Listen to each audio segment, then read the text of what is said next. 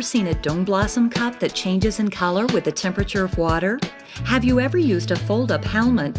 All these ingenious culture and creativity products from Taiwan and abroad competed for attention in the 2009 International Conference on Culture and Creativity Development, sponsored by the Taipei County government. The county government also invited the father of the creative economy, John Hawkins, and 15 other experts and scholars from various nations to participate in the conference, exchanging their experience and information about the current progress of culture and creativity industries around the world. 所有的建设、所有的工作，甚至教学，甚至生态的环境、低碳，都要把文化创意放在里面，让它变成一个主轴。Not only has Taipei County expanded its international perspective by holding a conference on culture and creativity, it has also effectively heightened its own competitiveness through this measure. Welcome to this special edition of Creative City and its People. Today we're here to look at a top issue among all governments around the world, as cities maintain its competitiveness through all kinds of innovations. Oftentimes the environment, including social, cultural, and ecological challenges, demand new solutions, and one might term, using today's topic, creative solutions. Joining me in discussing this topic are three distinguished guests. Allow me to introduce them. From my far right, Governor Chu Xi-wei of Taipei County. Governor Chu, thank you for coming. Then we are looking at the foremost, sometimes people will call it the father of creative economy, Mr. John Hawkins. John, welcome to our program. Glad to be here.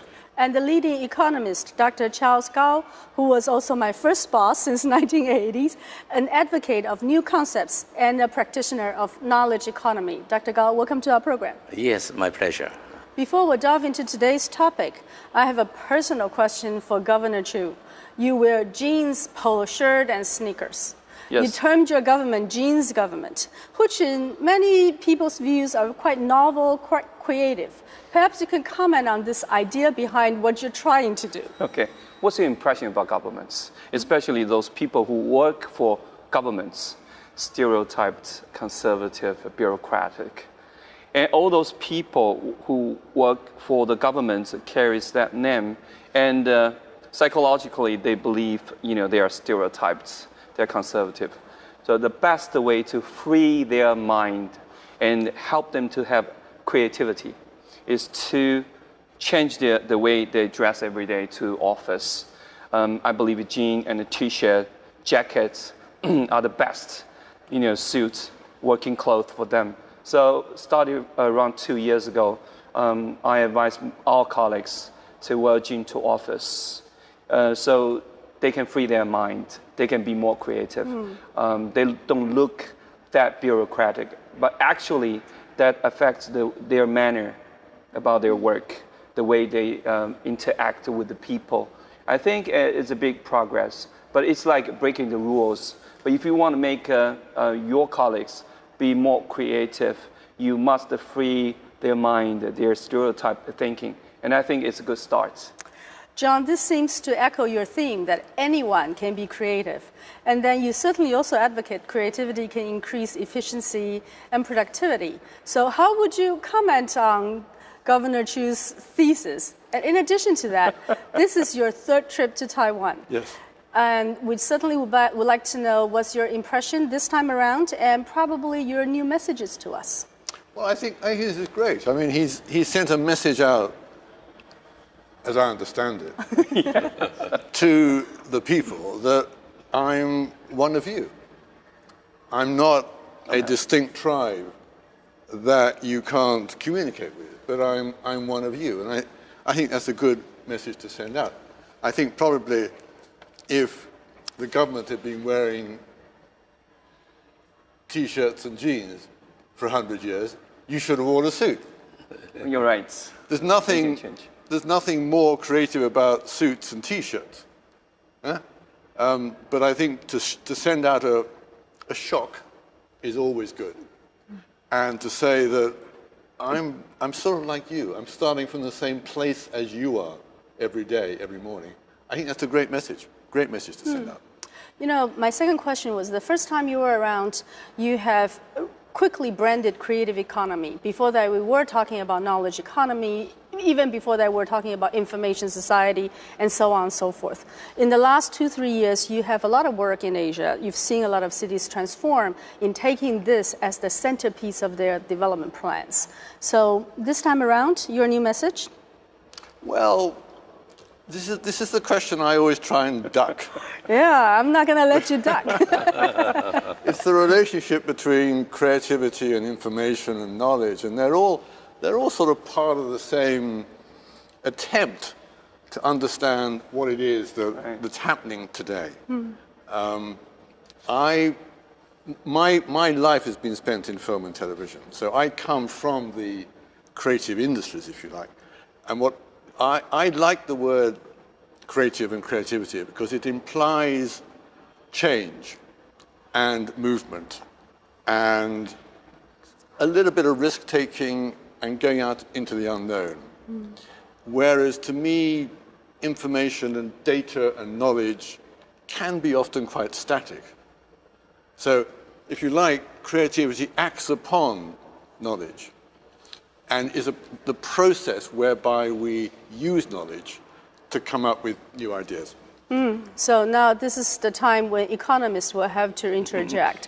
Certainly from over, close to 30 years ago when you first came back, telling people it's not just GDP, it is the quality of life that matters. Yes. And then you were a practitioner in the knowledge economy. You've brought one after another major ideas back into the society, but at the same time also push for the economic and balanced economic growth. So economists' point of view?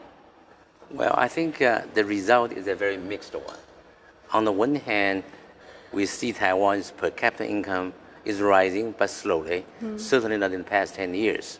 We're at now around 116,000 US dollars per capita income. We have not made much progress in the past 10 years. But on the other hand, people, particularly the civilian sectors, have devoted a lot of their energies and the resources try to promote the quality of life sector. But then I was as economist, well, Governor, it's not the way you look, it's the way you perform. Yes. And I'm glad to see he has also performed well. So good dress with good performance, and that is the right combination. Yeah, that's a good message. All right, back into our theme, creative city and its people. Certainly, that has been a centerpiece of your master plan, both in this current term and also the blueprint you've advocated through your campaign currently. Now, we know that Taipei is a place with multicultures, has a lot of new developments. In your view, if you were to convey to some outsiders, what are your master plans? Okay. Well, at the very beginning, it's a long story because Taipei County was seriously polluted. The environment was not pleasant at all. So you must create an environment for creative people to have creative ideas. But living in that kind of polluted, dirty areas won't work. So my first step is try to clean the city. And Taipei County has just won 2 consecutive years the cleanest city among 25 cities in Taiwan. Okay, and then the second step, we want to have more trees, plants, natural beauty, everything, clean the river. And also we want to encourage more birds or fish into our environments to make our natural environment much more diversified with the species. And we already have a lot of artists living in this county. If we're talking about professional level, we're having around 5,000 artists. We have a lot of dancing groups, performing groups living in Taipei County because this is a beautiful area.